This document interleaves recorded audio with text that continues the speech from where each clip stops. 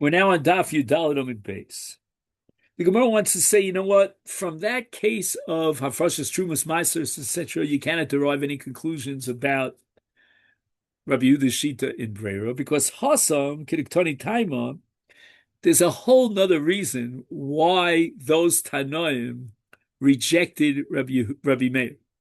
Not because they objected to Breira, they also would accept Breira, but Amru Lola Rabbi Shima, Rabbi Meir, Iatamod Hashem Yibaka Nod, Viditza Shoset Tvolim Lafreya.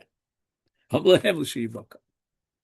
So what they argued against Rabbi Yehuda, against Rabbi Meir, is that okay, fine, you want to learn, you want to operate with Breira. We can accept that in principle, but Lamaisa we can't accept it because you always have to be afraid that maybe some of the wine will spill, and that's called Shema Yibaka Hanod, which literally translates as, maybe the node that's holding on to the wine will split and the wine will drain out. And then all the wine spilled out. Now you're drinking the wine today, and it turns out that it's Teva. Why? Because you can't be mafresh the other wine tomorrow because it's gone. It drained. So Rameir says to him, you know what? Come and ask me this question after you see that that node which is holding on to the wine actually split. Then we'll talk about it. Meaning he's not concerned with such a possibility. In any event, we still don't know that Rabbi Yehuda, and we haven't proved conclusively, Rabbi Yehuda rejects prayer. Ela midatani Ayo. Ayo is the name of a chacham, and he brought a brisa, and we're going to learn his brisa, and that's going to teach us that Rabbi Yehuda rejects brera. But that requires an introduction from the laws of Masechta Eruvin, which we studied about 5 years ago. I don't know when we started Eruvin. Anyway, to Tani Ayo, Rabbi Yehuda Omer, Eno de Masnal Shnei Dvarim Ki Echad, Elin Bo Chacham LeMizrach, Eruvo LeMizrach, LeMarav, Eruvo LeMarav, Ve'il Lekan Lekan Lo. Okay. Now, when a person wants to go out of the city limits more than 2,000 amma, which he's not allowed to do because that's an Isur Tchumen, which according to most Tanoim is Doraisa, then he needs to make an Erev Tchumen. And an Erev Tchumen means he's Kona Shvisa in a certain place. Now, he doesn't know whether he wants to go to the east of the city or to the west of the city. Where's he going to put his Erev? Where is he going to be Kona Shvisa? Now, if he puts his Erev at the end of the Mizrach, meaning within 2,000 amas, that it's going to allow him another 2,000 amas towards outside the city on the Mizrach side, then his Erev on the Ma'ariv side is meaningless because he decided he's Kona Shvisa there, where he puts the Mazen Shtei Sudos at the end of the Mizrach side. And the same thing in the reverse. Now, why is he confused about whether he wants to go to the Mizrach or to the Ma'ariv? There's a Chacham who's coming to the city. They got the big word out, the flyers came through, what's up and whatever. And now he doesn't know which side of the city the Chacham is coming from. And the Chacham is going to darshan. He wants to be there for the drush. He wants to be Makabel Panov. He wants to go either to Mizrach or the Ma'ariv. So comes along Rabbi Yehuda, and he says, Ein Adam Masna al Shnei Dvarim Kechan. You can't have your cake and eat it too. You can't be Kona Shvis in two different places. Which seems to imply that Rabbi Yehuda rejects Brera, because why can't you say that tomorrow on Shabbos he'll determine whether he wants to be Kona Shvis to the east or to the west, because he'll find out where the Chacham is coming.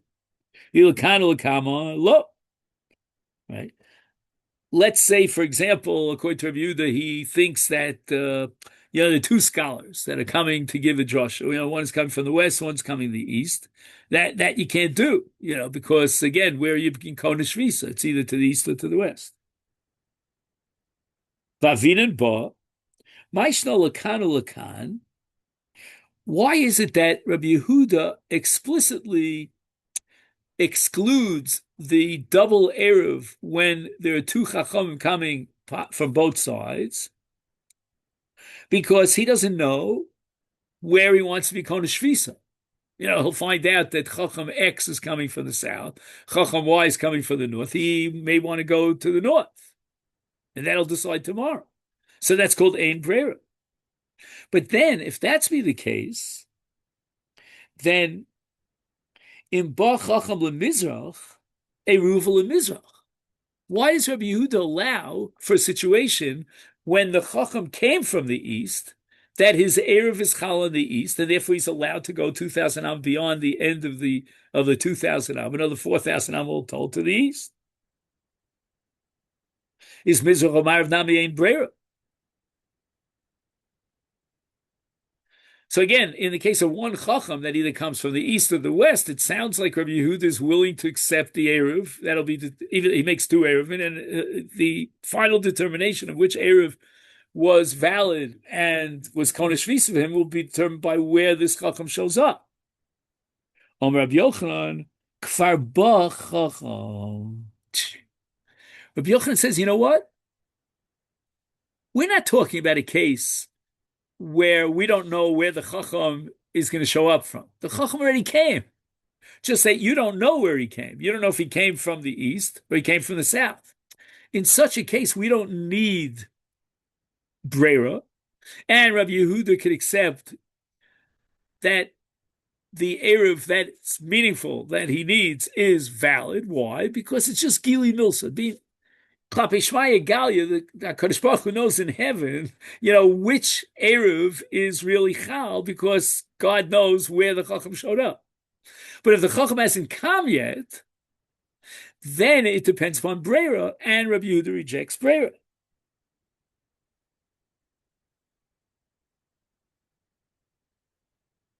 So now, where are we? We're holding now that we've convinced ourselves that Rabbi Yehuda rejects Brera in the light of Rabbi Yochanan's interpretation of the story of Erevin. If that be the case, then how are we going to justify, according to Rabbi Yehuda, that you're allowed to shecht an animal on Yont if it needs its meat? Elam Rabbi Yosef, Rabbi Yehuda the Kalim, we got to start all over from scratch. And we have to learn a Mishnah in Masechta Kalim.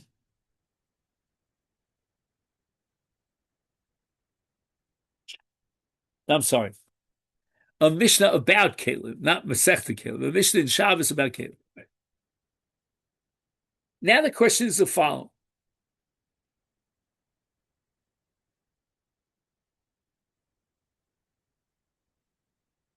Every Kli has its function. If a Kli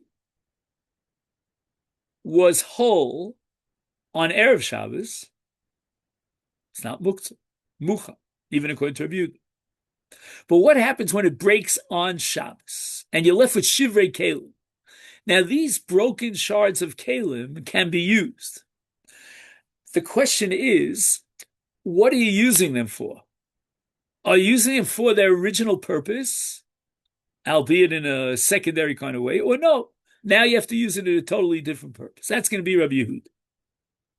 This now we learned to the Mishnah called Kalim and Nitol b'Shav Shivrem Nitolim ubilvad sheyu osim me'ein melacha. So now the Mishnah is going to say this halacha me'ein melacha, meaning even after the kli breaks, you can still use its shvarim, its broken pieces, in a way that's similar to its original designation and purpose. For example, shivrei areva lechasus bahen pi chavis. Right, so an areva is a mixing bowl, and now you have shvarim, you have broken pieces. What can you do with these broken pieces that will function in terms of the food that was meant to be put inside the kli? And the answer is l'chasus bo pi chavis, or alternatively l'chasus ben pi pak.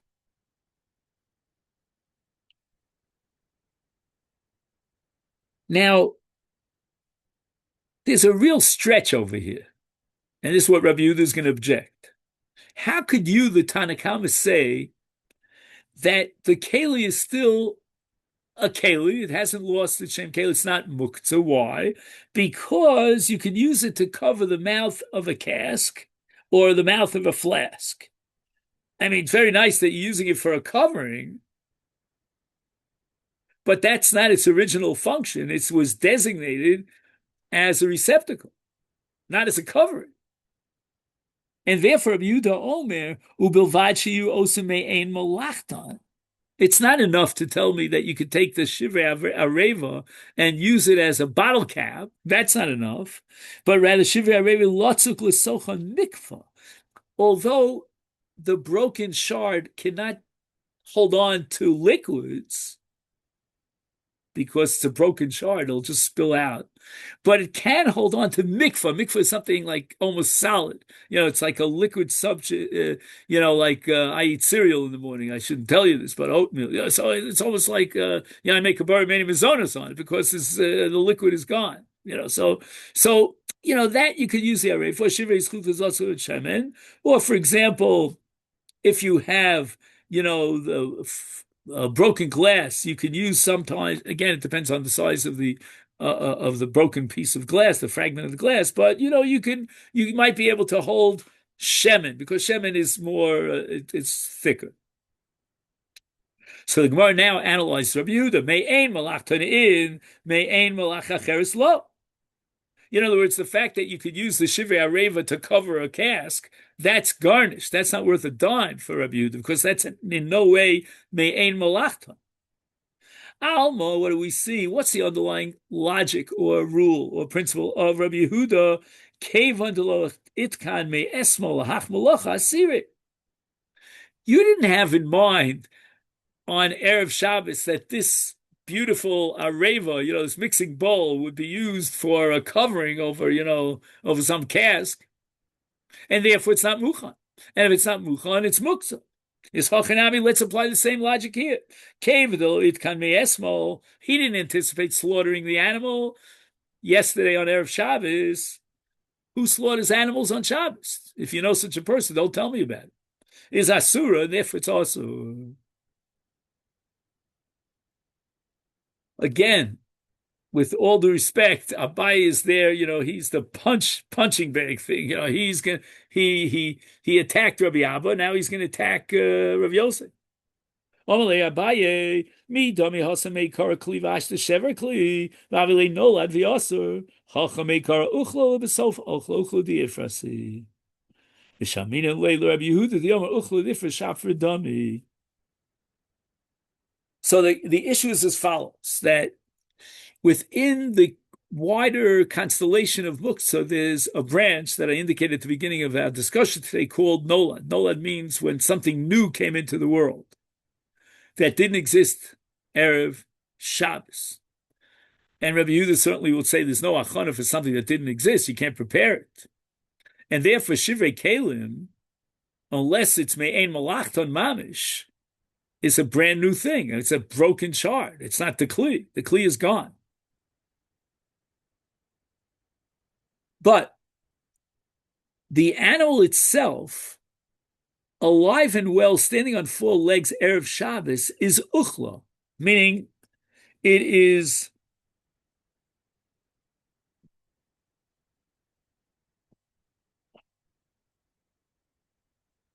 right. Meikara uchla. You see those two words. Those are the key words. Meikara uchla. Now, Abai, if you ask me personally, I think Abai is really stretching it, but Abai says that a live animal is considered ochel. Again, I don't think it's considered ochel in technical terms, but as far as hachana is concerned, if you want to eat the animal, you shecht it and you eat it. And basically, you're going to cut it up into smaller pieces. That's called uchla diafras. Uchla diafras means when you have a larger quantity of food stuff, and then you cut it up, you're allowed to eat the smaller quantities, even according to Rabbi Yehuda. And I'll show you where Rabbi Yehuda based his permissibility on this principle called uchla diafras, the snan, because we have a Mishnah in Maseches Shabbos that says ein sochatin es aperis lotzim and mashkin. Right, you're not allowed to squeeze a fruit on Shabbos because of the Isur Schita in order to produce the juice. But if you didn't actively squeeze the fruit, then asur. Why? Because you know what? If we're going to allow you to drink the juice that came out on its own, then tomorrow, meaning next Shabbos, you're going to squeeze it actively and violate the Yisur Shtita. However, Rabbi Yehuda Omer li'achlan hayosem muta. Right? If he wanted that fruit to eat the fruit as is, then we're not afraid that because we allow him to drink the juice that came out and flowed out on Yontif on Shabbos on its own, that he's going to next Shabbos he's going to take something which is designated to eat and he's going to squeeze it. Nobody wants to squeeze something that you could eat. But Imla Mashkin, if on the other hand he had it was what do they call those oranges?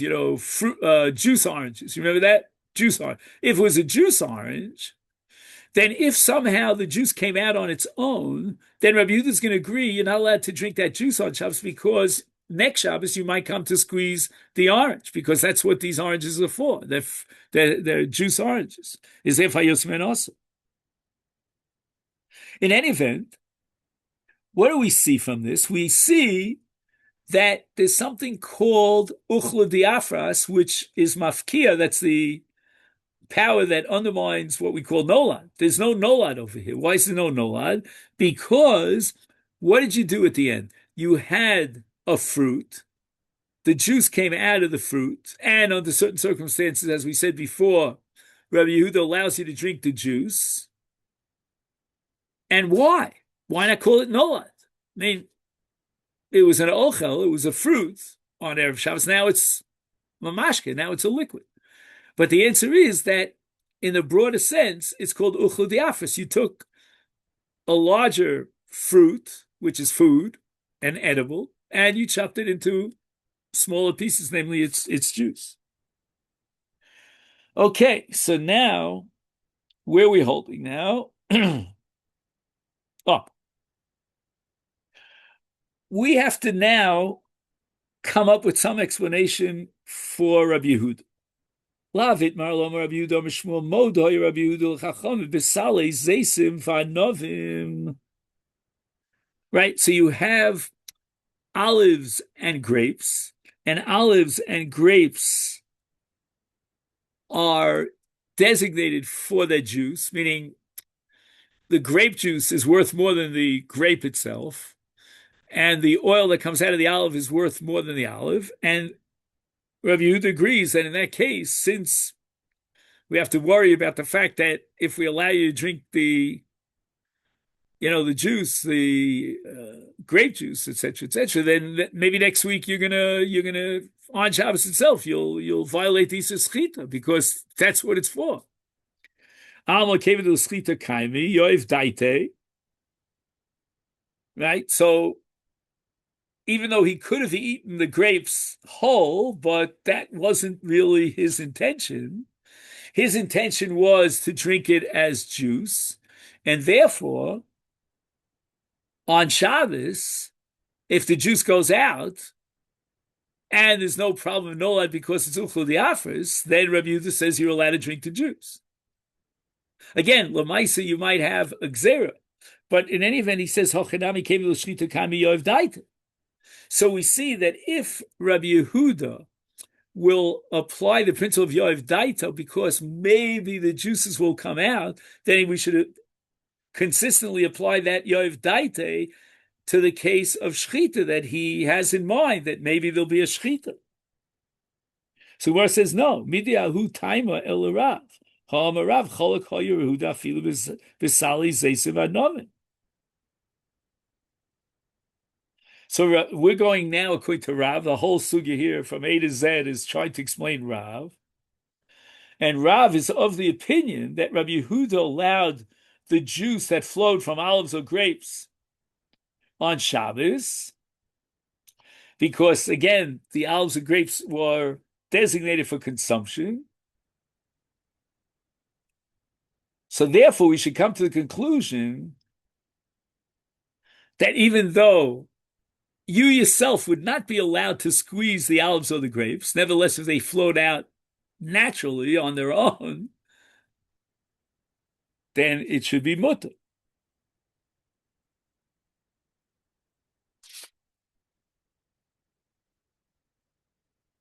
Just 1 second.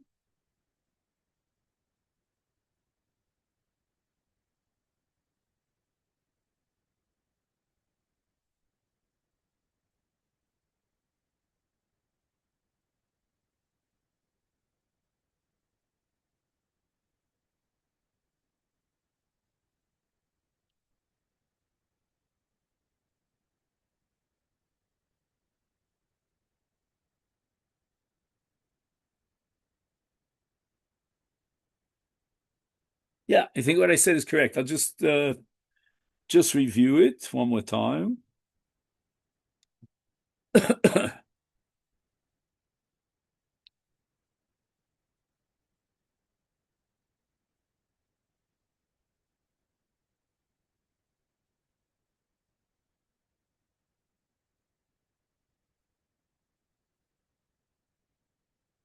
Right, the Chachamim, and now the question is what Rabbi Yehuda holds, but the Chachamim would prohibit Sali Zesiv Anovim because we're afraid that he might come to squeeze it deliberately, Chas Shalom on Shabbos, because that's what they're made for. That's what they're designated for. So the Gemara initially assumed that Rabbi Yehuda would agree that it's also in that case of Sali Zaysim v'Sali Anov.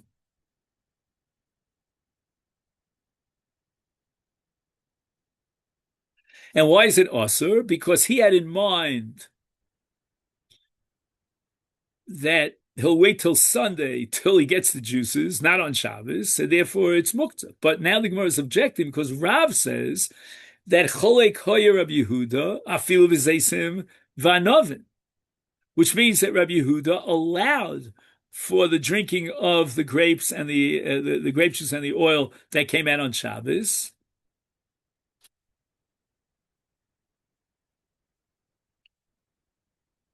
And therefore, if Rabbi Yehuda permits the juice that flowed from olives or grapes, even though it was set aside for achila, then Rabbi Yehuda is saying that the fact that you're not allowed to squeeze the grapes or the olives on Shabbos is not a reason to say, well, it wasn't in his mind and therefore it's lacking in hachon. So therefore, in the case of shchita, even though, just like in shchita, there's no permissibility to shecht an animal on Shabbos, that doesn't play a role. That doesn't kick into the picture according to Ra. Ella, so now we have to come up with a new explanation of Ra. Rav Sheshes Berei de Rav Idi Rabbi Yehuda de Nerosi. Okay, so now we get into another sugya in muktzah, which is called muktzah machmas mius. So, for example, when you use a candelabra, once it's been used, it's muktzah. Desanyo metaltal in ner chodesh avalo yoshan de Rabbi Yehuda. So since you already used the lamp, therefore it becomes muktzah. Why? Because it's muktzah machmas mius. Again, you have to understand that their neros are not like our neros. Their neros, although now it's becoming more popular, but their neros were receptacles and they poured in the oil. Now he wants to use that receptacle for the oil on his table. And Rabbi Yehuda prohibits it. Why? Because he wouldn't want to mess around with this ner, this receptacle. It's yucky, gooky. It's full of that black stuff because it's already an old and used lamp. If it's chadash, it was never used, then Rabbi Yehuda would allow it. Now, if we look at the animal on Erev Shabbos, it has no use for him for Shabbos. So it's just like the Ner Yoshan. And in the case where the Ner Yoshan, he wants to use it for the Ner, for the receptacle, Rabbi Yehuda prohibits it because it's not min amuchan, it's muktzah, it's mukmachzus miyus. And therefore, in the case of an animal, he doesn't have in mind that he's going to slaughter it on Shabbos, and therefore it's muktzah. So you can't eat it on Shabbos, and that's why our Mishnah here is against Rabbi Yehuda, says Rav. Mar rejects. Eimer the Shabbos le Rabbi Yehuda muktzah machmas miyus, but muktzah machmas isur mishaminale. Well, you know what? Mius is something so disgusting that under normal conditions, who would want to use something that's so repugnant, like an Ner Yoshan?